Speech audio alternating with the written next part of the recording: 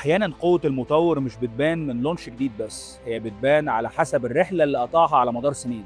وفي سوق متنوع زي سوق العقارات في أسماء كتيرة واختيارات كتيرة، في أسماء فعلًا بتعلم معاك وبتخلي الاختيار أسهل. وماونتن فيو من الأسماء اللي الناس بتربطها بالثقة والأمان والراحة في الاختيار. ماونتن فيو نازلة بلونش جديد في التجمع الخامس، بس المهم إن إحنا مش بنبص على اللونش ده لوحده.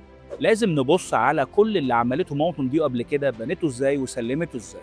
على مدار أكتر من 20 سنة ماونتن فيو بنت حضور كبير قوي في أكتر من مكان، من شرق القاهرة مرورا بغرب القاهرة وصولا للساحل الشمالي، والنهاردة بتوسع تجربتها كمان خارج مصر.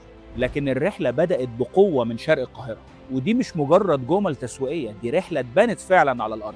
احنا بنتكلم على أكتر من 2000 فدان مشاريع في إيست كايرو، وأكتر من 7000 وحدة متسلمة، و17000 عيلة عايشة وساكنة بالفعل.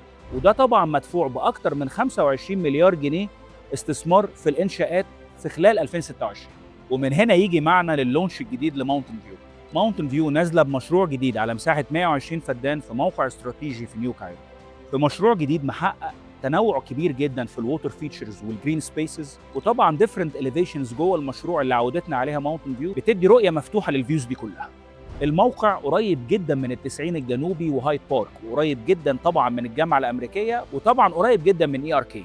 المعلومات اللي موجوده حتى الان ان هينزل اي فيلاز، وهينزل طبعا الميلينيالز المشهور بيها ماونتن فيو، ولسه الاسعار هتنزل قريب جدا.